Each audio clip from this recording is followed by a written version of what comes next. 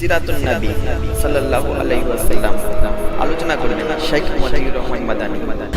আসসালামু আলাইকুম ওয়া রাহমাতুল্লাহি ওয়া বারাকাতুহু। ইন্নাল হামদালিল্লাহ নাহমাদুহু ওয়া নাস্তাঈনুহু ওয়া নাস্তাগফিরুহু ওয়া নাউযু বিল্লাহি মিন শুরুরি আনফুসিনা ওয়া মিন সাইয়্যাতি আমালিনা। মান ইয়াহদিহিল্লাহু ফালা মুদিল্লা লাহু ওয়া মান ইউদ্লিল ফালা হাদিয়া লাহু। ওয়া আশহাদু আল লা ইলাহা ইল্লাল্লাহু ওয়াহদাহু লা শারীকা লাহু ওয়া আশহাদু আন্না মুহাম্মাদান আবদুহু ওয়া রাসূলুহু সাল্লাল্লাহু তাআলা আলাইহি ওয়া আলা আলিহি ওয়া সাহবিহি ওয়া সাল্লামা তাসলিমান কাসীরা। আম্মা বাদ। সম্মানিত দিনী ভাতৃমণ্ডলী, আল্লাহ রাব্বুল আলামিনের প্রশংসা এবং প্রিয় নবী সাল্লাল্লাহু আলাইহি সাল্লামের উপর সালাত ও সালামের পর আজ 6 সফর 1444 হিজরি মোতাবেক 2 সেপ্টেম্বর 2022 আমাদের ধারাবাহিক আলোচনা সিরাতুন নবী সাল্লাল্লাহু আলাইহি ওয়াসাল্লাম, পর্ব নম্বর 77। বিষয়বস্তু হুনাইনের যুদ্ধ, গাজওয়াত হুনাইন। হুনাইনের যুদ্ধ এবং তারপরে তায়েফের যুদ্ধ, এই দুটো যুদ্ধ মক্কা বিজয়েরই বলা যেতে পারে ধারাবাহিকতা, মানে তার সাথেই রিলেটেড, সম্পর্কিত। মক্কা বিজয়ের সফরেই হুনাইনের যুদ্ধ, আর ওই সফরেই তায়েফের যুদ্ধ। এই যুদ্ধগুলি সামনে যে দুটো যুদ্ধের আলোচনা আসছে। তো আজকে হুনাইনের যুদ্ধ। হুনাইনের যুদ্ধের কথা কোরআনে কারিমে আল্লাহ রাব্বুল আলামিন সূরা তাওবাতে বর্ণনা করেছেন একটি আয়াত, এবং হুনাইন শব্দটিও সেখানে রয়েছে। ওয়া ইয়াউমা হুনাইনি আজাবাতকুম কাসরাতুকুম, মহান আল্লাহ বলছেন, আর স্মরণ করো সেই হুনাইনের দিবসকে। ওয়া ইয়াউমা হুনাইন, হুনাইনের যুদ্ধের দিবসকে। ইদ আজাবাতকুম কাসরাতুকুম, যেই দিনে তোমাদেরকে তোমাদের সংখ্যাগরিষ্ঠতা চমৎকৃত করেছিল, আনন্দিত করেছিল। মানে বেশি সংখ্যায় তোমরা কি হয়েছিলে? বেশি আনন্দ হয়েছিলে, মানে অহংকার করেছিলে। আজকে তো হারার কথা নয়।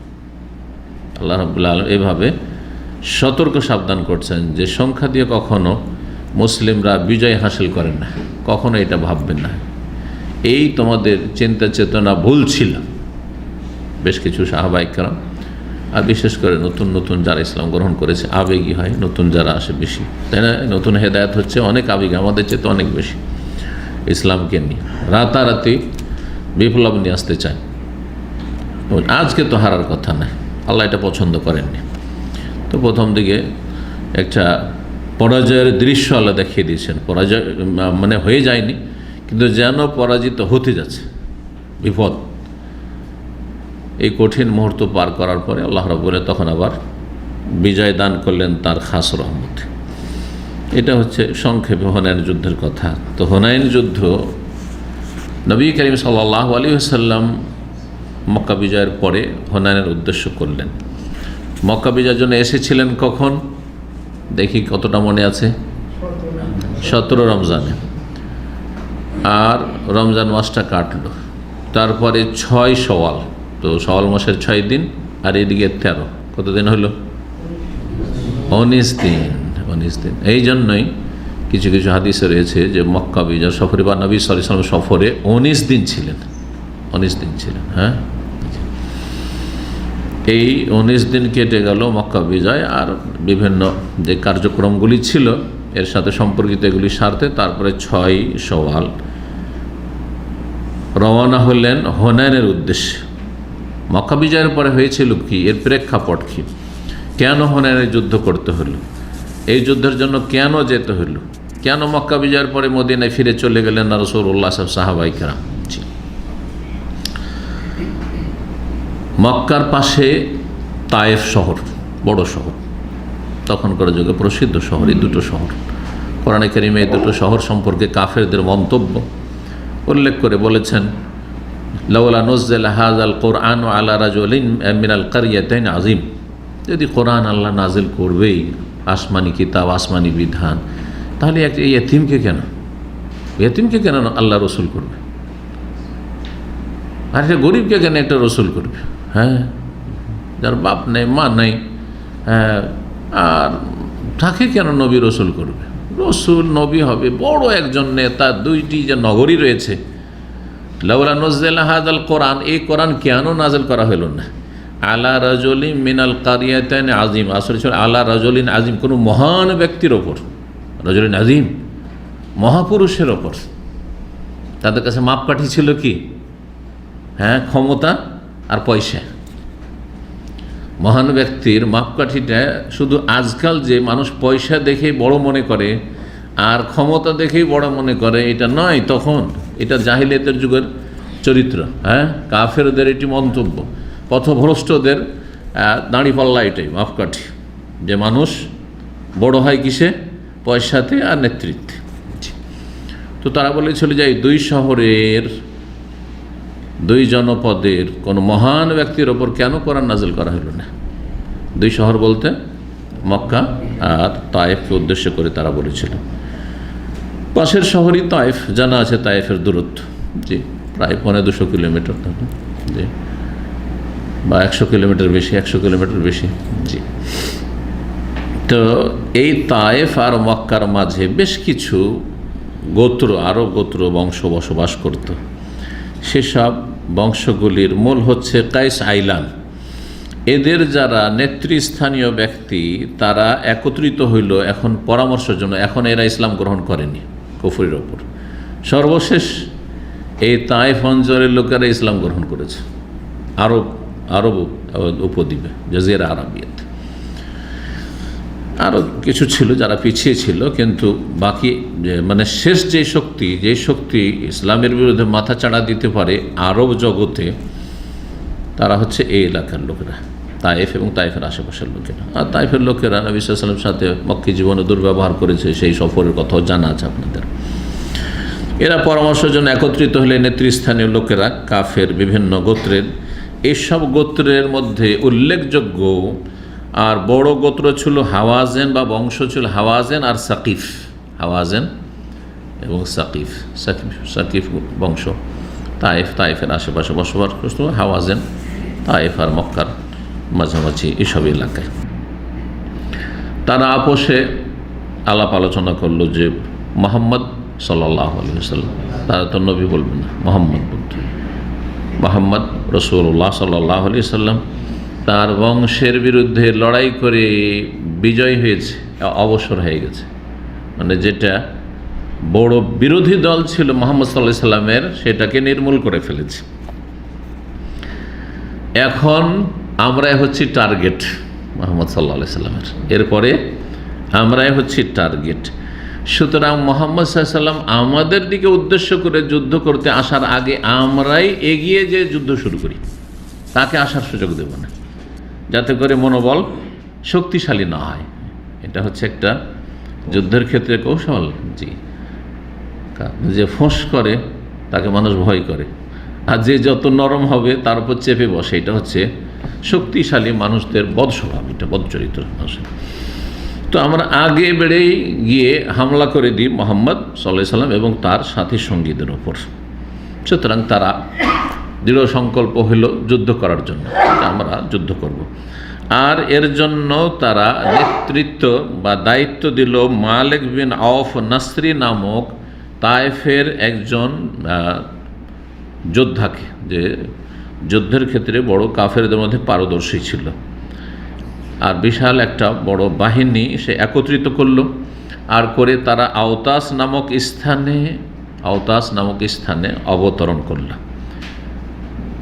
তারা শুধু একা যোদ্ধারা আসেনি, যোদ্ধাদের সাথে তাদের পরিবারের নারীরা, শিশুরা এবং ধন সম্পদ, ওট, ছাগল, তাদের ওটের পাল, ছাগলের পাল ছিল, সব নিয়ে হাজির হয়েছে। এমনকি টাকা পয়সা, ধন সম্পদ, পয়সা কড়ি যা আছে সব নিয়ে হাজির হয়েছে। এই যোদ্ধা মালিক বিন আওফ ভাবলো যে সবকে নিয়ে আমরা হাজির হই লড়াইয়ের জন্য, যাতে ফিরে না আসে কেউ। কারণ শুধু জয় পরাজয়ের বিষয় নয়, এখানে যদি হেরে যাই, পরাজিত হই, তাহলে আমাদের নারীরা বন্দী হবে, শিশুরা বন্দী হবে, আর তারপর আমাদের ধন সম্পদ সব যাবে, সর্বহারা হয়ে যাব। সুতরাং ফিরার কথা না, যাতে করে কেউ ফিরে না পালিয়ে আসে। এই উদ্দেশ্য নিয়ে সবাই কিনে হাজির হলো। তাদের মধ্যে একজন প্রবীণ জ্ঞানীগুণী ব্যক্তি ছিল দুরাইদ ইবনে সাম্মাহ, যেই ব্যক্তি বড়ই চালাক চতুর মানুষ ছিল এবং জ্ঞানী মানুষ। সেই ব্যক্তি শুনতে পেল কচিকাচাদের আওয়াজ, ছোট ছোট বাচ্চাদের কান্নার আওয়াজ আসছে, বাচ্চাদের শব্দ পাচ্ছি, নারীদের শব্দ পাচ্ছি, এমনকি গবাদি পশুর শব্দ পাচ্ছি। কি ব্যাপার এই এলাকা, আওতাস এলাকায়? তখন সে জিজ্ঞাসা করলো, এই যে প্রধান সেনাপতি বা দায়িত্বশীল এই যুদ্ধের মালিক বিন আউফ নাসরি তায়েফের, তাকে জিজ্ঞাসা করলো কী ব্যাপার, লড়াই করতে এসছো কিন্তু এখানে বাচ্চাদের আওয়াজ কেন, মহিলাদের আওয়াজ, বাচ্চাদের আওয়াজ, এই পশুর আওয়াজ, এসব শুনছি কেন? তখন সে বলল যে আমার উদ্দেশ্য হচ্ছে যে কেউ যেন ফিরে না পালায়। হ্যাঁ, নিজের স্ত্রীকে রক্ষা করার জন্য, ছেলে মেয়েদেরকে রক্ষা করার জন্য, ধন সম্পদ রক্ষা করার জন্য জান দিয়ে দেয় কিন্তু ফিরে না যায়, এই উদ্দেশ্যে সবকে নিয়েই হাজির হয়েছে। তখন এই লোক, জ্ঞানী ব্যক্তি, সে মন্তব্য করল যে তুমি গরু ছাগলের রাখাল, তুমি প্রধান সেনাপতি হইতে পারো না, তুমি একটা ছাগলের রাখাল। মানুষ যখন পরাজিত হয়ে যায় তখন কোনো কিছু তাকে বাধা দিতে পারে পালাতে। মানুষ যখন পরাজিত হয়ে যায়, উপায় নেই, তখন আর চিন্তা করেন আমার স্ত্রী কী হবে, আমার ছেলে মেয়ের কী হবে, আর আমার ধন সম্পদ জান বাঁচাইতে হবে। কোনো কিছু যখন না বাঁচাতে পারে মানুষ, তখন এইরকম মুহূর্তগুলিতে কি করে, কমপক্ষে আমি তো বাঁচি। প্রতিটি মানুষ প্রায় নিজেকে সুরক্ষিত রেখে প্রিয়জন আপনজনদের উপকারের চেষ্টা করে বা পরের উপকারের চেষ্টা করে। কোথাও আগুন লেগেছে, কোথাও মানুষ ডুবছে, দেখবেন আগে নিজেকে বাঁচিয়ে, এই নয় যে আমি মরে যাই আর বাকিগুলোকে বাঁচাই, না না, আগে নিজে বেঁচে। চাচা যান বাঁচা, একটা কথা আছে আমাদের সমাজে, কথা বোঝা গেছে না, আগে যান বাঁচি। ঠিক, সুতরাং তোমার এই সিদ্ধান্ত ভুল, সিদ্ধান্ত ভুল। যদি পরাজিত হয়ে যাও তাহলে সব যাবে, ধন সম্পদ যাবে, ছেলে মেয়ে যাবে, সব বন্দী হয়ে যাবে, সব দাস দাসীতে পরিণত হবে তোমাদের স্ত্রী ছেলেমেয়েরা। এবং যখন পরাজিত হয়ে পালাবে রণক্ষেত্র থেকে, স্ত্রীর সামনে, ছেলেমেয়ের সামনে এর চাইতে বড় লাঞ্ছনা আর কিছু হইতে পারে না। যে স্ত্রীর সামনে লাঞ্ছিত, কাপুরুষ, ছেলে মেয়েদের সামনে কাপুরুষ, তাদেরকে ছেড়ে পালিয়ে যাচ্ছ, না, চোখের আড়ালে থাকো, হারবে হারবে, কিন্তু অন্তত স্ত্রী ছেলেমেয়েরা তো দেখলো না এই দৃশ্য। এই সিদ্ধান্ত তোমার ভুল। পরামর্শ দিল সেই ব্যক্তি যে না, এদের সবকে ফিরিয়ে পাঠিয়ে দাও, যেখান থেকে এসছো, যে যে গ্রামের লোক, অঞ্চলের লোক, তাইফের আশেপাশে সব এইসব এলাকার, তোমরা ফিরে চলে যাও। কিন্তু এই মতটি তার পছন্দ হলো না, নিল না, না না না, এটা আমি মানব না। সে বদ্ধপরিকর যে না, এইখানে অবস্থান করব আমরা, পরিবার, ছেলে মেয়ে, ধন সম্পদ সহ, আর এখান থেকে লড়াই করব। আর তারপরে যারা যোদ্ধা আর একটু এগিয়ে গিয়ে যোদ্ধাদেরকে নিয়ে হুনাইন নামক উপত্যকা, ওয়াদি আওতাস, আওতাস নামক স্থান থেকে আর একটু এগিয়ে, মক্কার দিয়ে গিয়ে হুনাইন নামক স্থানে যোদ্ধাদেরকে নিয়ে উপস্থিত হলো। আর সেখানে বিভিন্ন এলাকায় আত্মগোপন করে ওঁত পেতে থাকলো যোদ্ধারা, যে যেমনই মোহাম্মদ সাল্লাল্লাহু আলাইহি সাল্লাম এবং তার সাথী সঙ্গীরা, মুসলিমরা এগিয়ে আসবে, তাদের ওপর তীর বর্ষণ শুরু করবে। আর এই গোত্রগুলি, আর বিশেষ করে বনু হাওয়াজেন গোত্র সম্পর্কে বলা হয়েছে, এরা আরবদের মধ্যে তীর চালানোতে সবচেয়ে বেশি পারদর্শী ছিল। এদের তীরের নিশানা ভুল করতো না, যে নিশানা করতো ঠিক সেখানে লাগতো, তাকেই লাগতো, এরকম কখনো একটি তীর মিস যেত না এদের, এইরকম তারা পারদর্শী ছিল। রাসূলুল্লাহ সাল্লাল্লাহু আলাইহি সাল্লাম মক্কায় আছেন, জানতে পারলেন যে না, আমরা কি যুদ্ধ করে, তারাই আগে থেকে প্রস্তুত হয়ে এগিয়ে আসছে, তায়েফের দিক থেকে তারা মক্কার দিকে এগিয়ে আসছে যুদ্ধ করার জন্য। রাসূলুল্লাহ সাল্লাল্লাহু আলাইহি সাল্লাম, শনিবারের দিন ছিল 6 শওয়াল, বের হলেন। তার সাথে সেনাবাহিনীর সংখ্যা ছিল কত হাজার বলতে পারেন? হুনাইনের যুদ্ধে 12,000।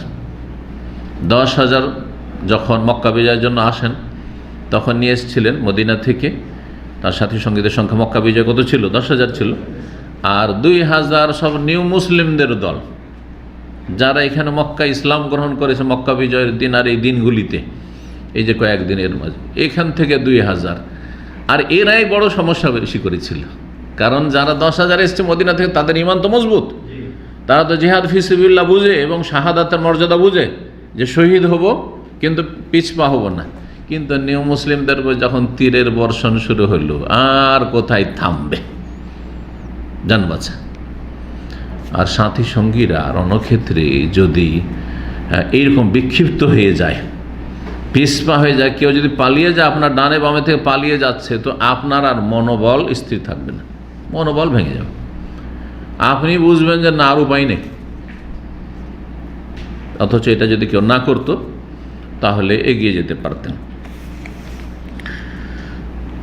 তো 12,000 যোদ্ধাদেরকে নিয়ে নবী করিম সাল্লাল্লাহু আলাইহি ওয়াসাল্লাম বেরোলেন। সাফওয়ান বিন উমাইয়া তার কাছ থেকে 100টি বর্ম ধার নিলেন।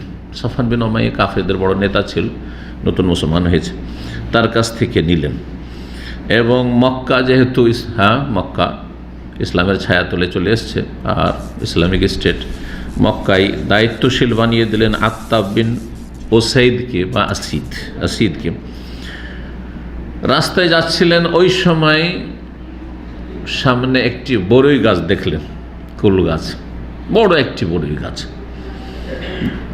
যেই গাছটি আরবরা করত কি, যেহেতু ছায়া বিশিষ্ট গাছ ছিল আর বড় গাছ ছিল, আর আরব দেশে এমনি গাছের অভাব, গাছপালা নেই, মরুভূমি সব, হয় পাহাড় না হয় বালি। তো এই গাছের তলায় তারা বিশ্রাম করত প্রাচীন যুগ থেকে লোকেরা। আর ওখানে যখন বিশ্রাম করতো তখন গাছে সেই তরবারিগুলি লটকিয়ে রাখত, এই কাজ করত। এবং সেখানে তারা জবাই করত, পশু জবাই করত, সেখানে তারা অবস্থান করতো, এতেকাফ অবস্থান করত। সেই গাছটিকে বলা হতো জাতে আনুয়াত, সে গাছটির নাম ছিল জাত আনুয়াত। এই হাদিস আকিদার কিতাবে, তৌহিদের কিতাবে, বিশেষ করে কিতাবুত তৌহিদে এসেছে, পড়েছেন জি, যে মুসলিম জাতি দিনের জ্ঞানের অভাবে বা তৌহিদ আকিদার জ্ঞানের অভাবে, তৌহিদ আকিদা যারা যত কম বুঝে তাদের বিভ্রান্তি গুমরাহি তত বেশি, একটু তো গুমরাহ হয়ে যাবে। তো এরা ধীরে ধীরে বিজাতির অনুসারী হয়ে যাবে। আজকে মুসলিম জাতির সিংহভাগ কিন্তু কাফেরদের অচেতন অথবা সচেতন অবস্থায় কাফেরদের অনুসারী। বিভিন্ন বিষয়, আকিদা থেকে শুরু করে দৈনন্দিন জীবনে, সংস্কৃতি সভ্যতা, বিয়ে শাদি থেকে শুরু করে আদান প্রদান, চলাফেরা, লেবাস পোশাক, কাটিং ছাটিং, সব কিছুতে বিজাতির অনুসরণ। টাকার নিচে কেন কাপড় এলো, কে শিখালো, কেন? মানে কাফেররা এটাকে কি করে সভ্য, টাকার নিচে কাপড় মানে সভ্য। হয় হাঁটুর ওপরে আপনি রান খুলে তখন হাফ প্যান্ট পরে ঘুরেন, তাহলে সভ্য হবেন, আর না হলে টাকার নিচে পড়েন, তাহলে সভ্য, ঠিক না? কে এইটা দিয়ে আমাকে মগজে কে ঢুকাইল? কাফেররা ঢুকিয়েছে, বিজাতির অনুসরণ। এভাবে এক একটি করে দেখেন বিজাতির, হয় হিন্দুদের অনুসরণ করেছেন সংস্কৃতি সভ্যতায়, না হয় ইহুদি খ্রিস্টানদের অনুসরণ করেছে, পশ্চিমাদেরকে অনুসরণ করেছে। এই হচ্ছে অবস্থা। ভবিষ্যৎবাণী নবী সাল্লাল্লাহু আলাইহি ওয়াসাল্লাম বলেছেন যে তোমরা এইটাই করবে। জি, ধীরে ধীরে মানুষের ঈমান যখন দুর্বল হয়ে যায়, দিন সম্পর্কে জ্ঞানের শোচনীয়তা চলে আসে, জ্ঞানের স্বল্পতা, তখন মানুষ ওই রকমই করে, মনে করে যে আজকে ইউরোপিয়ান আমেরিকানরা উন্নতি করেছে, মনে হয় তাদের নারীদেরকে রাস্তাঘাটে বিবস্ত্র করে বের করে দিয়ে, সুতরাং আমাদের মহিলারা যদি পর্দা করে তো পর্দা উন্নতিতে বাধা সৃষ্টি করে। বলছে না, বলছে না? পর্দা করলে কি উন্নতি করা যায়? পর্দা করলে কি লেখাপড়া করা যায়? পর্দা করলে কি করে আপনার মেয়ে ডাক্তার হবে, আপনার মেয়ে কি করে দেশ নেত্রী হবে? জি, বেনামাজি নয় এমন লোক জানি। জি, এই ভাষাগুলি ছোট থেকে শুনেছি। মুরব্বী 60-70 বছর বয়স, দাঁড়িয়ে আছে, 5 ওয়াক্ত নামাজ পড়ে, বলছে এত পর্দা করলে তো উন্নতি করা যাবে না, এক পায়ে এগোনো যাবে না। তারপরে বলছে, তখন বেনজির ভুট্টো ছিল পাকিস্তানের প্রধানমন্ত্রী, তখন বলছে সে, তাকে চেনি, মারা গেছে, আল্লাহ মাফ করুক এদের অজ্ঞতা। তো আর এইদের সংখ্যা কম নাই, অনেক আছে, 1-2 না, হাজার মুসলিম সমাজে। আচ্ছা, যদি পর্দা করতো তো বেনজির কি প্রধানমন্ত্রী হইতে পারতো? কথা বুঝছে? বুঝছেন, এই হলো অবস্থা। তো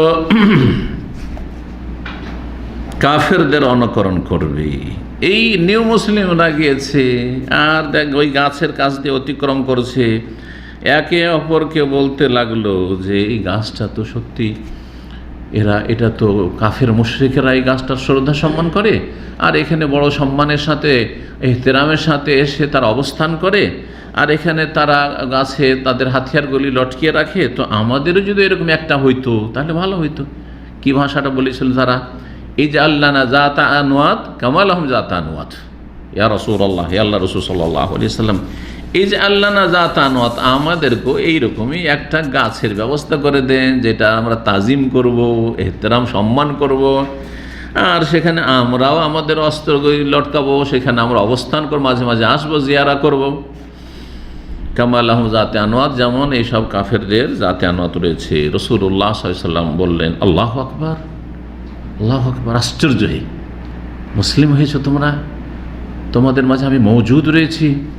আল্লাহু আকবার। কুলতুম কামা কালা কওম মূসা আলাইহি মূসা, তোমরা তো ওই রকমই কথা বললে যেমন মূসা আলাইহিস সালামের কাছে গিয়ে মূসা আলাইহিস সালামের জাতি বনি ইসরায়েল এইরকম কুফরি কথা বলেছিল, এরকম শিরকি কথা বলেছিল। মূসা আলাইহিস সালাম তার সাথী সঙ্গীদেরকে, মুসলিমদেরকে নিয়ে যাচ্ছিলেন এক জায়গায়, দেখছে কিছু লোকেরা ইয়াকুফুন আলা আসনামিন লাহুম, কোরআনে সূরা আরাফে রয়েছে, ইয়াকুফুন আলা আসনামিন লাহুম, তাদের দেবদেবীর মূর্তি আছে, প্রতিমা পূজা করছে একদল, ওইখান দিয়ে তারা অতিক্রম করছেন। এরা যারা অতিক্রম করছে তারা মূসা আলাইহিস সালামের সঙ্গী সাথী, মুসলিম মুমিন বনি ইসরাইল, এরা ফিরআউনের অনুসারী নয়, কাফের নয়। দেখার পরে ওদেরকে মজা লেগেছে, এটা তো একটা ভালো কাজ, এটা তো একটা ভালো কাজ। যেমন এক শ্রেণী মুসলিমরা কিন্তু আছে, হ্যাঁ, তাদের অজ্ঞতার কারণে সব ধর্মের লোকই ভালো কাজ করে, জানতে পারছেন না? সব ধর্মের লোক আপন আপন ধর্ম সবাই ভালো করে, যারা ধার্মিক তারা সবাই ভালো কাজই করে, সব তাদের কাছে ভালো কাজ। মানে ধার্মিকতা হইলেই হইল, সেটা যে কোনো ধর্ম, মানব রচিত ধর্ম হোক, আর শিরক কুফরি ধর্ম হোক, প্রতিমা পূজার ধর্ম হোক, তৃত্ববাদের ধর্ম হোক, রোহিতকৃত ধর্ম হোক, অসার ধর্ম হোক, যে ধর্মের মানব জাতির ওপর কোনো রকমের সুপ্রভাব নেই, কিছুই নেই, জি, শুধু ব্যাস ধর্ম। এটা হচ্ছে কি সম্পৃক্ততা, যে আমি খ্রিস্টান ধর্মের অনুসারী, ব্যাস, আর কিচ্ছু নেই। ব্যক্তি জীবনে, পারিবারিক জীবনে, সমাজে, তার অর্থনীতিতে সেই ধর্মের, তার দিনদারিতার কোনো রকমের প্রভাব নেই। এটা মুসলিম জীবন হইতেই পারে না। একজন মুসলিমের জীবনের প্রতিটি ক্ষেত্রে তার দিনের প্রভাব, সুপ্রভাব থাকবে, জি, তাকে বদলে দেবে। সে মিথ্যা কথা বলে না, সে চুরি করে না, সে ধোঁকাবাজি করে না, সে কারো টাকা পয়সা মেরে খায় না, ইত্যাদি ইত্যাদি। সে মানুষের আমানতে খেয়ানত করে না। যতগুলি ভালো দিক রয়েছে, কিসের জন্য? তার ধার্মিকতা, তাকওয়া, আল্লাহকে ভয় করে। এটা কি আছে অন্যদের মধ্যে? কখনো না। তো মূসা আলাইহিস সালামকে ওই লোকেরা বলেছিল, ইজআল্লানা ইলাহান কামা লাহুম আলিহা, এদের যেমন অনেক মাবুদ আছে, মূসা শুধু এক আল্লাহর ইবাদত করবে, এক আল্লাহর ইবাদত করছি, আমাদেরও কিছু এইরকম প্রতিমা দেবদেবী দেন, যেসব দেবদেবীর আমরা পূজা করব, যেমন এদের দেবদেবী রয়েছে, পূজা করছে। ইজআল্লানা ইলাহান কামা লাহুম আলিহা, কমপক্ষে একটা আরেকটা দেখে ইবাদত করি, আল্লাহকে না দেখে ইবাদত করছি, দেখে ইবাদত করি। এলাহান এক বচন, কামালাম আলে, এদের তো অনেকগুলি প্রতিমা আর মূর্তি আছে, তারা পূজা করছে, আমাদের একটা তো দেন। আল্লাহু আকবার।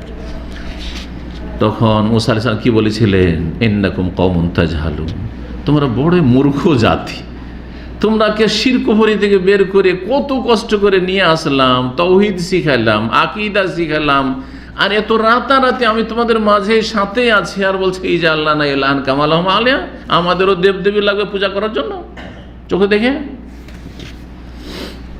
যেমন মাজার পূজারীরা আল্লাহর কাছে চেয়ে, হ্যাঁ, মন সন্তুষ্ট হয় না, আল্লাহর কাছে চাইছে, দেখতে পাই না আল্লাহ শুনলেন কি না, কবুল করলেন কি না। তো কবরটা দেখতে পাচ্ছ নাকি? মাজার কাছে দেখতে পাচ্ছ যে তোমাকে দিচ্ছে? শয়তান তোমার জন্য বাতিলকে সাজিয়ে পেশ করেছে। যেই লোকটি নিজের কবরে নামতে পারেনি, নিজের এন্তেকালের পরে খাটে উঠতে পারেনি, নিজে কাপড় বদলাতে পারেনি, যে কাপড় নিজে পরেছে, নিজে গোসল করতে পারেনি, হ্যাঁ, তাকে সব করিয়ে দিতে হয়েছে, তারপরে দাফন করা হয়েছে, তারপরে তার পূজা শুরু করে দিল, মরবে, শেষে দিতে পারবে?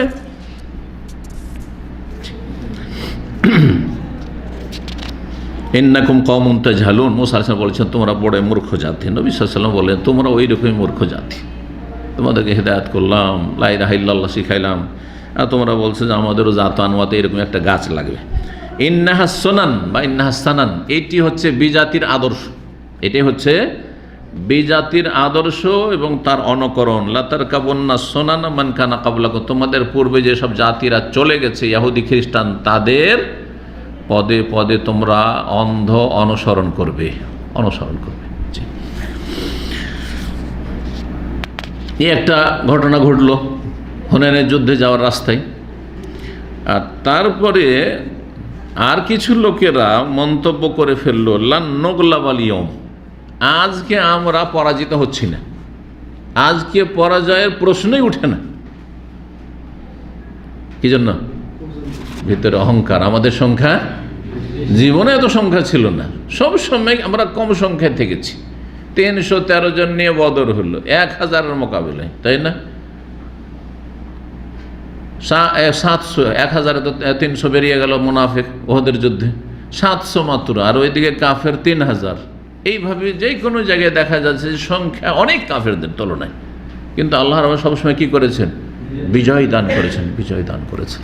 তাহলে সংখ্যা গরিষ্ঠ দিয়ে নবী সাল্লাল্লাহু আলাইহি সাল্লামের জীবনের তারপরে যতগুলি জিহাদ ফিজ যুদ্ধ ছিল কোনোটাতেই তারা জিতেননি বা বিজয় লাভ করেননি। তারপরেও এই রকমের মন্তব্য, যাতে আল্লাহ অসন্তুষ্ট হইলেন এবং রাসূলুল্লাহ অসন্তুষ্টি প্রকাশ করলেন। কিছু লোকের এরকম কথা যখন বলেছিল, ফাশাক্কা যালিকা রাসূলুল্লাহ আলা রাসূলিল্লাহ সাল্লাল্লাহু আলাইহি ওয়াসাল্লাম, রাসূলুল্লাহ সাল্লাল্লাহু আলাইহি ওয়াসাল্লামকে খুব খারাপ লাগলো কথাটি।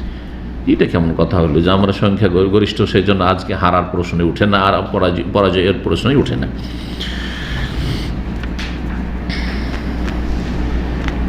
বৈকাল হয়েছে, তখন একজন অশ্বারোহী নবী সাল্লাল্লাহু আলাইহি সাল্লামের সংবাদদাতা এসে সংবাদ দিল যে হাওয়াজান বংশের লোকেরা বেরিয়ে এসেছে, তাদের নারী, শিশু এবং তাদের যে গবাদি পশু, উট, ছাগল, যা কিছু আছে, বকরা বকরি, সব নিয়ে হাজির হয়েছে। রাসূলুল্লাহ সাল্লাল্লাহু আলাইহি সাল্লাম এই কথা শোনার পরে মুচকি হাসি দিলেন, শুনে হাসি দিলেন আর বললেন তিলকা গনিমতুল মুসলিমিন গাদান ইনশাআল্লাহ, আগামীকালকে এগুলি মুসলিমদের গনিমতের সম্পদ হবে, মুসলিমদের হস্তগত হবে। নবী সাল্লাল্লাহু আলাইহি সাল্লাম ওমা ইয়ানতিকু আনিল হাওয়া, নিজের পক্ষ থেকে বলতেন না, ইন হুয়া ইল্লা ওয়াহিয়ুন ইউহা, সূরা নাজমে আল্লাহ বলেছেন, ওহী ভিত্তিক ভবিষ্যৎবাণী করলেন যে কালকে এগুলো আমাদের হাতে আসবে, তোমরা গনিমতের সম্পদে এগুলো হাসিল করবে। শাওয়াল মাসের 10 তারিখের রাত, 10 তারিখ, কয় তারিখে বেরিয়েছিলেন? 6 তারিখ মক্কা থেকে বেরিয়েছেন, 10 তারিখ 8ম হিজরি রাসূলুল্লাহ সাল্লাল্লাহু আলাইহি ওয়াসাল্লাম হুনাইন উপত্যকায় পৌঁছিলেন। আর সেখানে এসে ভোর রাত্রে সেনাবাহিনী মুজাহিদিনদেরকে প্রস্তুত করলেন, সারিবদ্ধ করলেন। মুহাজিরিনদের পতাকা আলী ইবনে আবি তালিব রাদিয়াল্লাহু তাআলা হাতে তুলে দিলেন। আওস বংশ, আনসারীদের দুটো বংশ ছিল মদিনায়, একটা হচ্ছে আওস আর আরেকটা হচ্ছে খাজরাজ। আওস বংশ খাজরাজের তুলনায় ছোট ছিল, কিন্তু দুটোই আনসার বংশ। আওস বংশের পতাকা দিলেন ওসাইদ বিন হুযাইর রাদিয়াল্লাহু তাআলার হাতে, খাজরাজ বংশের পতাকা দিলেন হুবাব ইবনুল মুনজিরকে, আর বাকি অন্যান্য যে বংশগুলি ছিল তাদের প্রত্যেক বংশকে এক একটি পতাকা, প্রত্যেক বংশের একজন নেতা, প্রধান, আর তাদের হাতে একটা করে পতাকা তুলে দিলেন। নবী করিম সাল্লাল্লাহু আলাইহি সাল্লাম সেই দিন অন্যান্য যুদ্ধে একটি করে বর্ম পরিধান করতেন। বর্ম বুঝেন তো? লোহার পোশাক, জি হ্যাঁ, শরীরে লোহার বর্ম, আর মাথায় লোহার যে টুপি, জি। আর সেই দিনে দুটো লোহার বর্ম পরিধান করেছেন রাসূলুল্লাহ সাল্লাল্লাহু আলাইহি ওয়াসাল্লাম এই হুনাইনের যুদ্ধের জন্য। এমন নয় যে নবী সাল্লাল্লাহু আলাইহি ওয়াসাল্লাম শুধু পিছনে বসে আছেন তাঁবুতে আর আয়েশ আরাম করছেন আর এইদিকে লড়াই করছে, যেমন আজকালকার গণতন্ত্রের যারা খাদেম, তাতে নেতারা এবং নেতাদের ছেলেমেয়েরা কেউ হতাহত হয় না। আচ্ছা, একটা দেখান তো, আমি এই কথাটাই এক জায়গায় পড়লাম, সেই জন্য বলছি আপনাদেরকে, যে কোনো জায়গায় দেখেন যে নেতা অথবা নেতাদের ছেলেমেয়েরা আপনাদের মিছিলে এসে মার খেয়েছে আর রক্তে রক্তিত হয়েছে অথবা মারা গেছে? আছে? কেউ নেই। তাদের ছেলেমেয়েরা পশ্চিমে পূর্বে ভোগবিলাসের জীবনযাপন করছে, দেশের খরচে তারা বেহিসাব তারা খরচ করছে। যত দুনিয়ার হারাম হালাল ভোগ করতে হয় সব ভোগ করছে, একাকার করে দিচ্ছে হালাল হারামকে। আর এইসব মিসকিন মূর্খ, আর এই মূর্খদের ছেলেরা স্কুল কলেজ ইউনিভার্সিটির ছেলে মেয়েদেরকে রাস্তাতে লেলিয়ে দিচ্ছে যে তোমরা আমাদের জন্য মারামারি করো। এত বেকুব জাতি আমরা, আমাদের এই বুঝটা নেই। কেন এগুলো করতে যাবো আমরা? ও আনফুসাকুম ওয়া আহলিকুম নার, নিজেকে বাঁচাও, নিজের পরিবারকে জাহান্নাম থেকে বাঁচাও। আল্লাহ রাব্বুল আলামিনের কোরআনে কারীমের প্রতি আমাদের আমলের তৌফিক দান করুন। তো যাই হোক, রাসূলুল্লাহ সাল্লাল্লাহু আলাইহি সাল্লাম সেনাবাহিনী প্রস্তুত করলেন, আর সেনাবাহিনী ধীরে ধীরে সারিবদ্ধভাবে এগিয়ে যেতে লাগলেন সেই উপত্যকার দিকে। উপত্যকায় নামছেন এখন, কিন্তু উপত্যকার বিভিন্ন দিকে পাহাড়ে যে আত্মগোপন করে লুকিয়ে আছে কাফের সেনাদল আর প্রস্তুত হয়ে আছে তীর নিয়ে, এটা তাদের জানা ছিল না। আল্লাহ ইচ্ছা করলে তো ওহিতে জানিয়ে দিতেন, কিন্তু আল্লাহ জানাননি। কেন? যে তোমরা যে অহংকার করেছো সংখ্যাগরিষ্ঠতা, তো ঠিক আছে, সংখ্যাগরিষ্ঠ দিয়ে জিতবে, সংখ্যাগরিষ্ঠতা দিয়েই তোমরা যে বিজয় লাভ করবে, তো একটু দেখো, একটু স্বাদটা চেখে নাও। যেই সময় সেনা বাহিনী মুসলিমদের সাহাবায়ে কেরামগণ অবতরণ করছিলেন,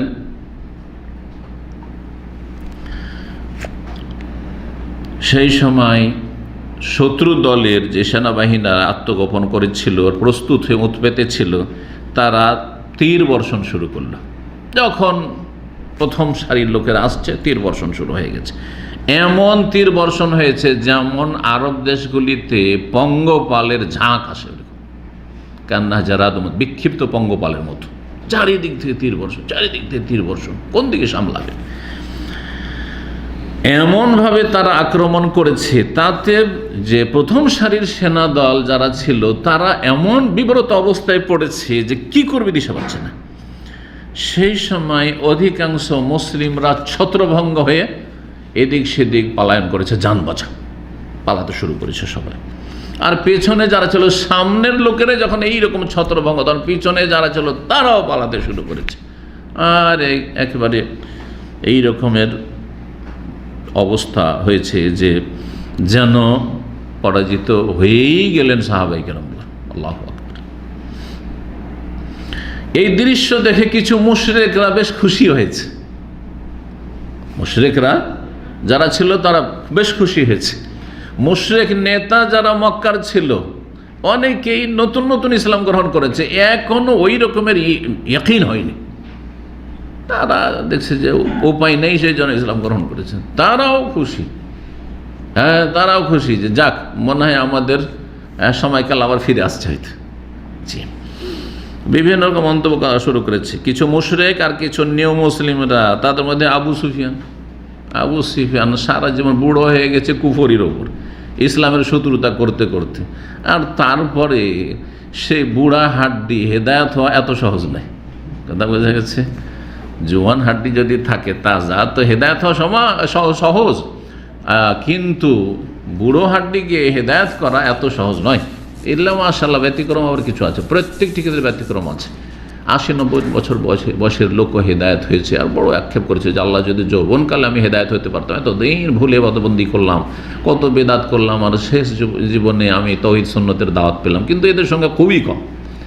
বেশিরভাগ বুড়োদের আত্ম অহংকার চলে আসে। আখাযাতুল ইজ্জাতু বিল ইসম, পাপে উদ্বুদ্ধ করে তাদের মান সম্মান, মান পজিশন কি হবে? এতদিন বললাম আল্লাহ নিরাকার, আজকে বলবো যে আল্লাহর আকার আছে, আল্লাহর হাত আছে, আল্লাহর চেহারা আছে, কোরআনে আছে, ঠিক আছে, কিন্তু মেনে নেওয়া যায় না, বড় মুশকিল।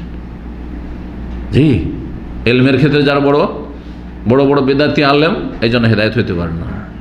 জাতি কি বলবে? যতদিন কি খেয়ে পড়েছিলে, ঘাস খেয়ে পড়েছিলে, আমাদেরকে সঠিক কথা বলতে পারো নাই, নিজের মান সম্মান নিয়ে। না, আমাদেরটা ঠিক আছে। এতদিন মোনাজাত করে এলাম, সম্মিলিত মোনাজাত, আর এখন যদি ছেড়ে দিত, মান সম্মানের ব্যাপার, লোকে কি বলবে? আরে লোকে কি বলবে? লোকে আরো প্রশংসা করবে। যে দেখো এর মধ্যে গোড়ামি নেই। এতদিনে বুঝতে পেরেছে, তা হাকিক এতদিন তো হয়নি, গবেষণা হয়নি, আলহামদুলিল্লাহ, এটা ভুল। কিন্তু মানুষ মনে করে যে না, এতে মনে হয় আমি ছোট হয়ে যাবে। না, কখনো না। হক মানলে কেউ ছোট হয় না। তো যাই হোক, এ আবু সুফিয়ান বলল, কি মন্তব্য করলো, লা তানতাহি হাজিমাতুহুম দুনাল বাহর, এরা যেভাবে পালাইতে শুরু করেছে লোহিত সাগরের আগে এরা থামবে না। মানে এমন পালাচ্ছে এরা যে এরা আর ফিরে আসার প্রশ্নই ওঠে না রণক্ষেত্রে। মানে এদের হার নিশ্চিত, পরাজয় নিশ্চিত, মন্তব্য করল। সাফওয়ান বিন উমাইয়ার এক ভাই, সে বলছে যে কোথায় আজকে ভোর রাত্রে বীর যোদ্ধাগুলি সব গেল কোথায়? ভোর রাত্রে যে সব সারিবদ্ধ হয়ে বীর যোদ্ধা সব প্রস্তুত হয়েছে লড়াইয়ের জন্য, এগুলো গেল কোথায়? ছত্রভঙ্গ কোথায় খুঁজে পাওয়া যায় না কেন? মানে কি করছে? উপহাস করছে দিয়ে। তৃতীয় জন বলছে মন্তব্য করে, আবশের বেহাজিমাতে মোহাম্মদ ওয়াসাবিহি, সুসংবাদ যে আজকে মোহাম্মদ পরাজিত হচ্ছে, তার সাথী সঙ্গীরা পরাজিত হচ্ছে। সুসংবাদ দিচ্ছে। কি অবস্থা! এটাকে বলে দুশ্মন হাসা। এটা কি বলে? দুশ্মন হাসা। যদি আপনার সাথে বিদ্বেষ শত্রুতা থাকে, কোন একটা কষ্ট হয়, একটু হাসপাতালে গেছেন, ভালো হয়েছে, মরবে মনে হয়, হ্যাঁ ভালো হয়েছে, দাদা বোঝা গেছে, কিছু একটা হইলি হল। আমরা যদি স্বেচ্ছায় সৌদি আরব ছেড়ে চলে যাই, তাও দেখবেন বেদাতিরা গুজব রটিয়ে দেবে যে সৌদি আরব থেকে বের করে দিয়েছে। করবে না? এত বিদ্বেষ আছে বেদাতিদের আমার বিরুদ্ধে, যে ভালো করে বুঝতে পারছি। জি হ্যাঁ। তো আল্লাহ রাব্বুল আলামিন যেন ওদেরকে কখনো খুশি হওয়ার আর হাসার সুযোগ আল্লাহ না দেয়। লা তুসমিত বিনাল আদা ওয়াল হাসিদিন। জি, নবী সাল্লাল্লাহু আলাইহি সাল্লাম আশ্রয় কামনা করেছেন, আল্লাহুম্মা ইন্না নাউযু মিন জাহদিল বালা ওয়া দারাকিশ শাকা ওয়া সুইল কাযা ওয়া শামাতাতিল আদা। দুশমন হাসা থেকে আশ্রয় কামনা, দুশমন হাসার সুযোগ আল্লাহ দিও না তুমি। তো যাই হোক, আবশির বিহাজিমাতে মুহাম্মদ ওয়া আসহাবি বলছে, সুসংবাদ, মুহাম্মদ এবং তার সাথী সঙ্গীদের পরাজয়, সুসংবাদ দিচ্ছে। তারপরে বলছে, ওয়াল্লাহি লা ইয়াজবুরুনা আবাদা, এই পরাজয়ের কখনো এই ঘাটতি পূরণ করতে পারবে না। এই ঘাটতি পূরণ করতে পারবে না, এমন পরাজয় যে এটাকে কখনো স্বাভাবিক অবস্থায় নিয়ে আসতে পারবে না, মন্তব্য করে ফেলে। সাফওয়ান বিন উমাইয়া এসব মন্তব্য শুনে সে ইসলাম গ্রহণ করেছেন, যদিও সেও নি মুসলিম। তার ভাইয়ের এই খারাপ মন্তব্য আর একজন এদের মন্তব্য শুনে সে রাগান্বিত হইল না, সে ইসলাম গ্রহণ করে, অথচ মুশরিক ছিল। বলছে মুশরিক। ইকরামা বিন আবি জাহল, সে নিউ মুসলিম ছিল, সেও রাগান্বিত হলে যে এইরকম মন্তব্য কেন করলো, এসব মন্তব্য কেন, এগুলো আমাদের কাজে আসবে না, এগুলো আমাদের ক্ষতি করবে। কারণ এই কথাগুলি যদি ওয়াহির মাধ্যমে রাসূলুল্লাহ সাল্লাল্লাহু আলাইহি ওয়াসাল্লাম জেনে নেন, আল্লাহ জানিয়ে দিতে পারেন, তাহলে আমাদের আরও তোমরা বিপদ ডেকে নিয়ে আসবে এইসব খারাপ বিরূপ মন্তব্য করে। রাসূলুল্লাহ সাল্লাল্লাহু আলাইহি ওয়াসাল্লাম এই পরিস্থিতিতে অল্প সংখ্যক কয়েকজন মুসলিমেয় মুহাজিরিন আনসারকে নিয়ে এগিয়ে যাচ্ছেন। সবাই ছত্রভঙ্গ পালিয়ে গেছে, একমাত্র কয়েকজন মুহাজিরিন আনসার, পুরাতন যারা প্রবীণ সাহাবায়ে কেরাম, তারাই সাথে থেকে গেছেন। নবী করিম সাল্লাল্লাহু আলাইহি ওয়াসাল্লাম শুধু থেমে আছেন না, আরও সামনের দিকে আরও দ্রুত বেগে বাড়ার চেষ্টা করছেন। তিনি ছিলেন তার খচ্চরের ওপর। খচ্চর বুঝেন তো, গাধার চাইতে একটু বড়, ঘোড়ার চাইতে ছোট, খচ্চরের ওপর ছিলেন, দুশমনদের দিকে এগিয়ে যাচ্ছিলেন। আর একটি কবিতা আবৃত্তি করছিলেন, আনান নবী ওয়ালা কাযিব আনা ইবনু আব্দুল মুত্তালিব, আমি কোনো মিথ্যাবাদী নবী না, আমি সত্যবাদী নবী। ও আনা ইবনু আব্দুল মুত্তালিব, আর আমি, আমার বংশীয় মর্যাদা আল্লাহ দিয়েছেন, আমি হচ্ছে আব্দুল মুত্তালিবের সন্তান। আব্দুল মুত্তালিবের সন্তান। আব্দুল মুত্তালিব এক তো আরবদের মধ্যে সবচেয়ে শ্রেষ্ঠ বংশ কোরাইশ, আর কোরাইশের মধ্যে সবচেয়ে শ্রেষ্ঠ গোষ্ঠী হচ্ছে বনু হাশেম, হাশেম গোত্র। আর হাশেমের যে ছেলেরা, 4 ছেলে, তার মধ্যে সবচাইতে শ্রেষ্ঠ এবং যিনি সর্দার তিনি আব্দুল মুত্তালিব। আমি আব্দুল মুত্তালিবের সন্তান। আব্দুল মুত্তালিবের সন্তান নবী সাল্লাল্লাহু আলাইহি ওয়াসাল্লাম আব্দুল মুত্তালিবের নাতি, পোতা, তাই না, মানে ছেলের ছেলে। কিন্তু কেন বলেন আমি আব্দুল মুত্তালিবের সন্তান? তাহলে বোঝা গেল যে দাদার দিকে সম্পৃক্ত করে বলা যায় যে আমি অমুকের সন্তান। অমুকের সন্তান, এটা শরীয়তে বলা যায়। দাদা, দাদার বাপ, দাদার দাদা, ওপরে কি আছে বলতে পারি। কোনো প্রখ্যাত ব্যক্তি আছে যে মানে 7 পুরুষ 10 পুরুষ ওপরে, তাকে সবাই জানে আমি অমুকের সন্তান, ঠিক না? বড় বড় যে নেতারা রয়েছে দেশে আপনাদের, যারা দুনিয়া থেকে চলে গেছেন আর যাদেরকে মনে করা হচ্ছে যে বড় আদর্শ, তো তাদের বংশের পরিচয় কাকে দিয়ে দিবে? অমুককে দিয়ে দিবে, আমি অমুকের বংশধর, অমুকের সন্তান। তো আরবদের মাঝে এটা ছিল যে দাদার সাথে নিজেকে সম্পৃক্ত করা। এখান থেকে বোঝা গেল যে দাদার সাথে যে সম্পর্ক রয়েছে নাতিনদের, সেটা হচ্ছে ছেলে মেয়েদের মতো সম্পর্ক। হ্যাঁ, দাদার সাথে সম্পর্ক হচ্ছে বাপের মতো সম্পর্ক, আর নাতিদের সাথে সম্পর্ক হচ্ছে নাতিনদের সাথে ছেলে মেয়েদের সাথে কি নোংরামি রহস্য মজাক চলে? কিন্তু আমাদের দেশের কিছু নোংরা চরিত্রের লোকেরা আর মূর্খ লোকেরা, সবাই নোংরা চরিত্রের না, অনেকে জাহেল মূর্খ, নাতিনদের সাথে কি করে? রহস্য করে না? এমন রহস্য করে, বুড়ি হয়তো বিধবা হয়ে গেছে, তখন গ্রামের মহিলা, ওর একটা নাতি আছে, ছেলের ঘরের হোক আর মেয়ের ঘর নাতি, তো তোমার তো স্বামী নেই, তো এটাকে বিয়ে করে নাও। বলে না আউযুবিল্লাহ, এই বিয়ে করবি, তোর নানিকে বিয়ে করবি, তোর দাদিকে বিয়ে করবি, আউযুবিল্লাহ। অথচ মা, এগুলো শরীয়তে এগুলো মা। জি, কোরআনের ভাষায় এরা মা। হরমাত আলাইকুম উম্মাহা, তোমাদের মায়েদেরকে তোমাদের হারাম করা হয়েছে, মানে শুধু তোমার মা না, মা, মায়ের মা, বাপের মা, উপরে যত যাবে সব মা, সব হারাম। অবানাত, তোমাদের মেয়েরা, মানে মেয়ের মেয়ে, ছেলের মেয়ে, যত নিচে যাবে, সবগুলি তোমাদের ছেলে মেয়ে। তারপরে দাদা নানা নাতিনকে রহস্য করে, কিরে তুই তো বড় হয়েছিস, বিয়ে করবি, বিয়ে বসবি আমার সাথে? নাউযুবিল্লাহ, এগুলো নেই সমাজে। এই তাহলে সমাজকে নতুন করে ইসলামিক সমাজ বানাইতে হবে। জাহিলিয়াত অনেক থেকে গেছে মুসলিম সমাজে, বিজাতিদের পাশাপাশি বসবাস করার কারণে। তো নবী সাল্লাল্লাহু আলাইহি সাল্লাম আব্দুল মুত্তালিব সন্তান নিজেকে বলেছেন।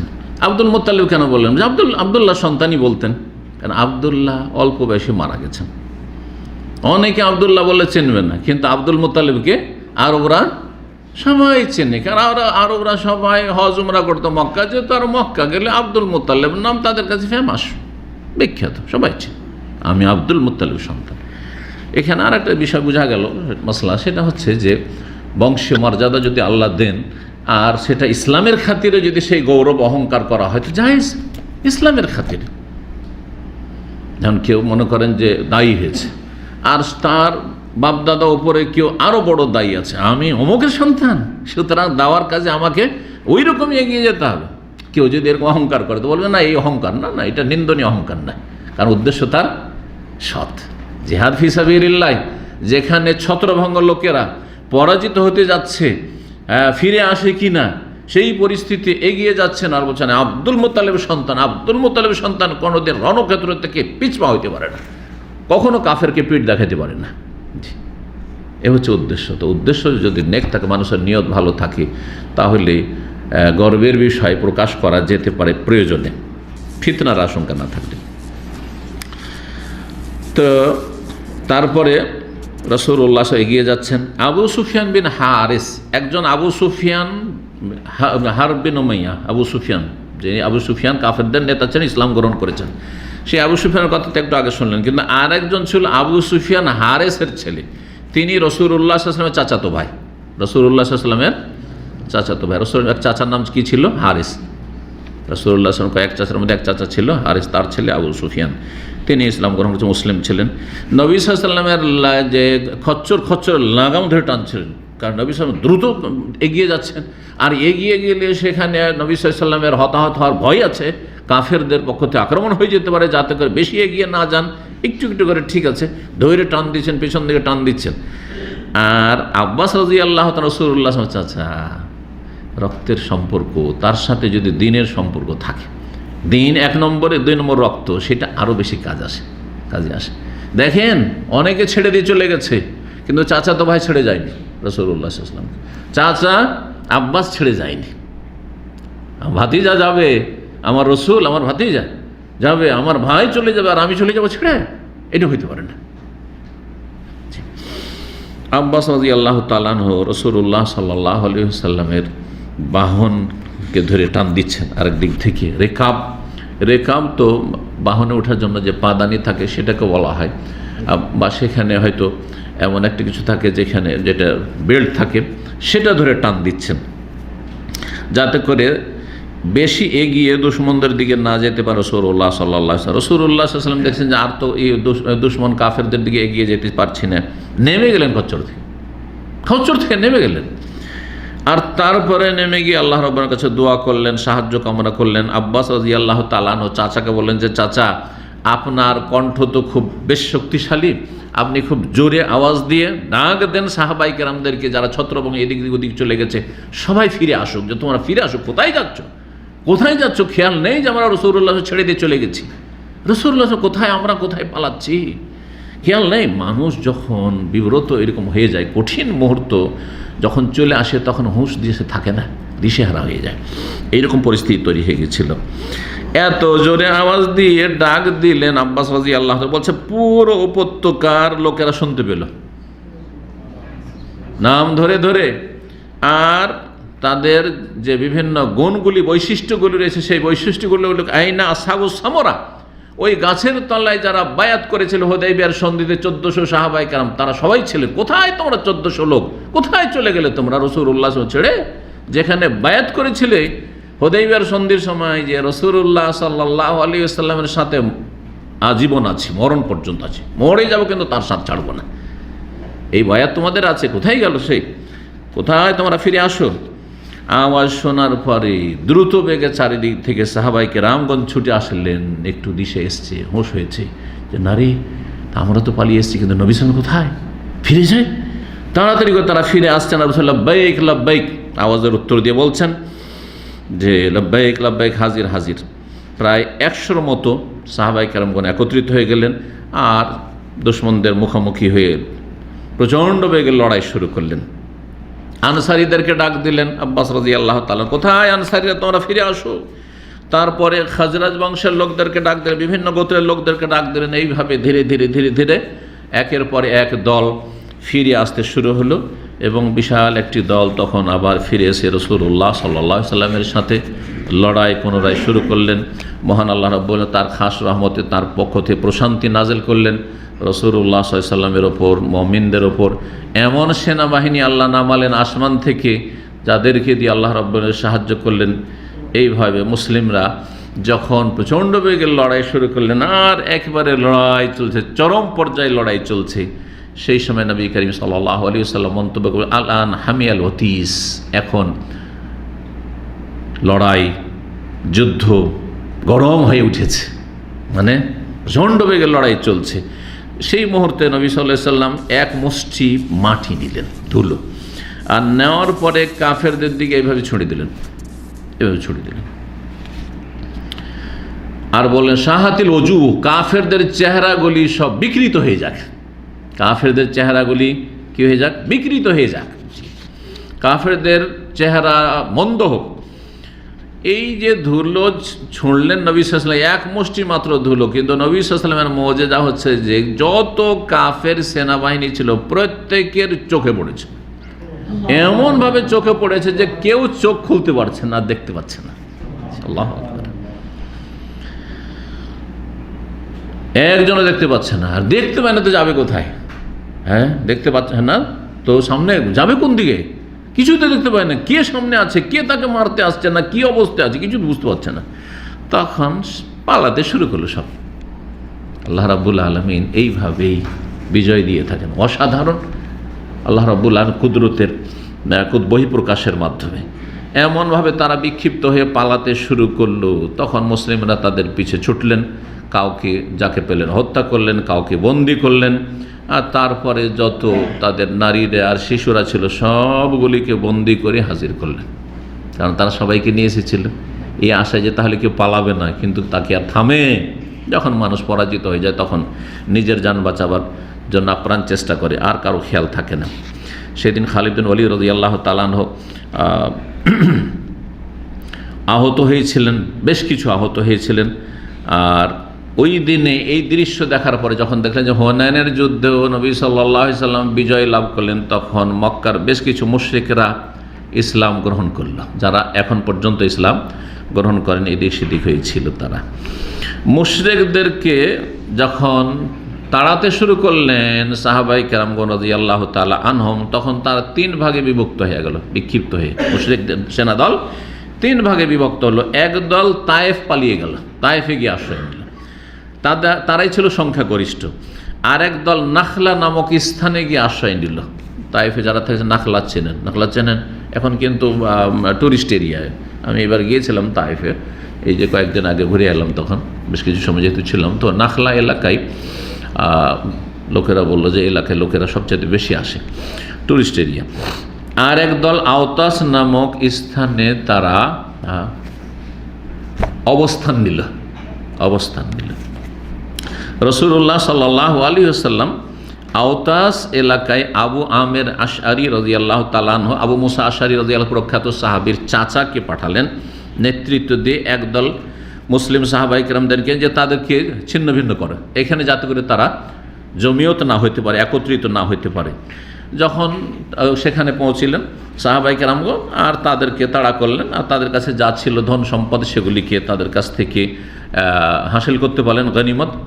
সেখানে আবু আমের আশারি যিনি গিয়েছিলেন দায়িত্বশীল হয়ে, তিনি শহীদ হলেন, আর তার স্থলাভিষিক্ত হলেন তার ভাতিজা আবু মুসা আশারী রাদিয়াল্লাহু তাআলা আনহু। আর তারপরে সেখান থেকে বিজয়ী হয়ে আল্লাহর পক্ষ থেকে সাহায্য পেয়ে ফিরে আসলেন। আরেক দল মুসলিম সাহাবায়ে কেরামগণ সেনাবাহিনী, তারা বেশ কিছু বিক্ষিপ্ত আরও কিছু সেনাদল ছিল কাফেরদের, তাদেরকে তাড়া করতে করতে নাখলা নামক স্থানে পৌঁছিলেন। আর সেখানে দোরাইদ ইবনে সাম্মা, ওই যে দোরাইদ ইবনে সাম্মা প্রবীণ কাফেরদের যে পরামর্শ দিয়েছিল যে এই যে বাচ্চাদেরকে নিয়ে এসেছো, সে আর এই নারীদেরকে নিয়ে এসো, এটা ভালো কাজ হয়নি। এই যে সব ধন সম্পদ যা আছে, উট আর ছাগল আর সব কিছু নিয়ে চলে এসছো, এটা ভালো কাজ হয়নি, কিন্তু তার পরামর্শ নেয়নি। ফলস্বরূপ কী হলো, যে তারা পরাজিত হইল, বন্দী হলো, কেউ নিহত হলো, আর বাকি তাদের শিশু নারী সব কিছু বন্দী হইল, আর ধন সম্পদগুলি সবগুলি গনিমত হাসিল করলেন সাহাবায়ে কেরামগণ। গনিমতগুলি পরে কি হলো সেটা সামনে ইনশাআল্লাহ সামনের সপ্তাহে আসবে। এই দোরাইদ ইবনে সাম্মাকে সেখানে পেয়েছিলেন এই সাহাবায়ে কেরামদের এই ছোট্ট দলটি, আর তারপর সেখানে তাকে হত্যা করেছিলেন সাহাবায়ে কেরাম। রাসূলুল্লাহ সাল্লাল্লাহু আলাইহি সাল্লাম যখন যুদ্ধ শেষ হলো, তখন গনিমতের যে সব ধন সম্পদ রয়েছে আর যেসব কয়েদি রয়েছে তাদেরকে গ্রেফতার করা হয়েছে, তাদেরকে একত্রিত করতে বললেন। সংখ্যা তাদের এই রকম ছিল, উটের সংখ্যা ছিল 24,000 আর 24,000। কত উট নিয়ে তারা হাজির হয়েছে, 24,000 উট নিয়ে। তাহলে এই সেনাবাহিনী কত মজবুত হয়ে এসেছিল। আর কল্পনা করেনি যে আমরা হারবো, যদি হারার সামান্য কিছু কল্পনা তাদের থাকতো তাহলে এইসব নিয়ে আসতো না। 24,000 উট, 40,000-এর বেশি ছাগল আর মেষ, ভেড়া ভেড়ি ছাগল মিলিয়ে 40,000-এর বেশি ছিল। 4,000 রৌপ্য মুদ্রা, 4,000 শুধু না, 4,000 উকিয়া, আর এক উকিয়াতে 40 দিরহাম হয়। এক উকিয়া 40 দিরহাম হয়। তাহলে 4,000-কে 40 দিয়ে গুণ দেন। ওটা আবার কেউ গুণ দিয়ে আমাকে এটা বলেন, যারা গুণ, কি 4,000-কে 40 দিয়ে, ক্যালকুলেটার দেন, 1,60,000 দিরহাম। আর দিরহাম হচ্ছে রৌপ্য মুদ্রা। দিরহাম বলা হয় রূপার চাঁদির টাকাকে, আর দিনার বলা হয় স্বর্ণ মুদ্রাকে। তো কত ছিল তাহলে? 1,60,000 দিরহাম গনিমতে টাকা পয়সা। এত ধন সম্পদ, টাকা পয়সা বেঁধে নিয়ে এসছে। আল্লাহ হস্তগত করবেন মুমিনদের। জি, 6,000 বন্দী, নারী শিশু মিলে তাদের সংখ্যা ছিল 6,000। জি, সবগুলিকে জেরানা নামক স্থানে একত্রিত করা হলো। জেরানা মক্কা থেকে বেরিয়ে সারায়ের আশেপাশে জেরানা একটি জায়গা রয়েছে। জেরানা কেউ গেছেন? না, কেউ যায়নি। জেরানা যেমন মসজিদে আয়েশা, মসজিদে তানঈম, ভারত, বাংলাদেশ, পাকিস্তানের লোকেরা সবাই জানে প্রায়। কেন? বিশেষ করে বেদাতি, যারা বেদাতি উমরা টুমরা করে তারা তো আরও বেশি জানে। কারণ মক্কা এসে একটা উমরা একটা হজ নিয়ে যায় না, শত শত উমরা নিয়ে যায়। হজ একটা যদিও, কিন্তু ওমরা এক হজে কত যে ওমরা করে। যখন 2 রিয়ালের ওই আপনার গাড়িগুলো ছিল না, বাসগুলো ছিল, 2 রিয়াল দিয়ে মসজিদ আয়েশা গেল, আবার 2 রিয়াল দিয়ে এলো, 4 রিয়াল একটা ওমরা হয়ে গেলো। তফ করলো, সাই করলো, একটু 2-3টা চুল এখান থেকে একটু নিচে নিল, হয়ে গেল, ব্যাস। কথা বোঝা গেছে? এই যে 2 রিয়ালের ওমরা, এই ওমরা অনেকেই করে, যার ফলে তানঈম মসজিদটা ভারত বাংলাদেশের যারা বেশি বেশি ওমরাকারী তারা জানে। ইন্দোনেশিয়ান আর মালয়েশিয়ান, আর এরা তো খুব বেশি আসে হজ উমরাতে, কারণ এদের কাছে হজ উমরাটা সবচেয়ে গুরুত্বপূর্ণ বিষয়। ভালো পরিবারে যদি বিয়ে শাদী দিতে হয় ছেলে মেয়ের, তাহলে কী করাইতে হবে? আগে হজ উমরা করাইতে হবে। এটা কোনো দেশে নেই, শুধু এই সব দেশে আছে। হ্যাঁ, ইন্দোনেশিয়া, মালয়েশিয়া, ব্রুনাই এসব দেশগুলিতে আছে কিন্তু। তো যাই হোক, এই জিয়ারানার ওমরা, যেহেতু আমরা হজ ডিউটি করেছি, আর কোনখানে কোন বেদাতগুলি হয়, তো এই সম্পর্কে একটু ওয়াকিফাল আমরা। তো এইখানে খুব বিদাত হয়। জিয়ারানার ওমরা আসে, মক্কা থেকে জিয়ারানা আসবে আর জিয়ারানাতে ওমরা করে যাবে। এর রহস্য কি? যখন হয়নানি যুদ্ধ শেষ হলো আর জিয়ারানাতে গনিমতে ধন সম্পদ বন্টন করলেন রাসূলুল্লাহ সাল্লাল্লাহু আলাইহি ওয়াসাল্লাম, গভীর রাতটা বাকি আছে, আর মক্কা কাছেই, আর আমরা বসে আছি, চলো এই সুযোগ, এতদিন থেকে মক্কা বিজয় করলাম, হুনাইন হলো, কিন্তু একটা উমরা করতে পারিনি, চলো রাতে যারা চাও উমরা করে আসি। তো নবী সাল্লাল্লাহু আলাইহি ওয়াসাল্লাম এখান থেকে কী করেছিলেন? উমরা করেছেন, যেটি উমরাতুল জিরানার নামে প্রসিদ্ধ সিরাতের কিতাবে বা হাদিসের কিতাবে। ওই যে নবী সাল্লাল্লাহু আলাইহি ওয়াসাল্লাম একটা উমরা করেছেন, ওখান থেকে কারণবশত ফিরে আছে, চলো একটা উমরা করিন। ওইটাকে কী করেছে এরা? সুন্নাত বানিয়ে দিয়ে সওয়াবের কাজ। আসলে মক্কা মদিনা আসলে কি করতে হবে? জিরানার একটা উমরা করতে হবে। জিরানা কোনো মিকাত নাই, কিন্তু জিরানা থেকে এইভাবে নবী সাল্লাল্লাহু আলাইহি ওয়াসাল্লাম ওই জায়গায় আছি, এসেছি জিহাদ শেষ হয়েছে, এখন একটা উমরা করে আসি। এই বিদাতটা ওই সব দেশের হাজিরা বা উমরাকারীরা করে থাকে। তো এই জিরানা নামক স্থানে নবী সাল্লাল্লাহু আলাইহি ওয়াসাল্লাম সবগুলিকে একত্রিত করলেন, আর সেগুলির দায়িত্বশীল বানিয়ে দিলেন সাহাবী মাসউদ বিন আমর গেফারি, আবু যার গেফারি রাদিয়াল্লাহু তাআলা আনহুর বংশের, বানু গেফার বংশের মাসউদ বিন আমর গেফারি রাদিয়াল্লাহু তাআলা আনহুকে, যে তুমি এগুলো দেখভাল করো, দেখাশোনা করো, আমরা উমরা করে আসি। আর ওখানে না, তার আগেই বিতরণ করেছিলেন। আর তারপরে ইনশাআল্লাহ তায়েফ যুদ্ধের বিষয়টি আসবে। তায়েফ যুদ্ধ শেষ হলে তারপরে গনিমতের ধন সম্পদ বিতরণের পরে সেই কাফেররা আবার ফিরে আসলো, আর আমরা ইসলাম গ্রহণ করলাম, তো আমাদের ছেলে মেয়েদেরকে ফিরিয়ে দেন, আমাদের নারীদেরকে ফিরিয়ে দেন, তো আমাদের ধন সম্পদ ফিরিয়ে দেন। এই মর্মে কি হলো ইনশাআল্লাহ তাআলা আগামী সপ্তাহে জানতে পারবেন।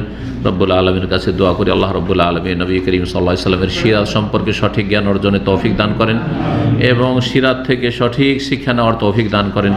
সমস্ত বিভ্রান্তি থেকে আল্লাহ রব্বুল আলামিন বাঁচিয়ে রাখেন। ও সাল্লাল্লাহু আলাইহি ওয়া সাল্লাম নবিয়ানা মুহাম্মদ ওয়া আলা আলিহি ওয়া সাহবিহি আজমাইন।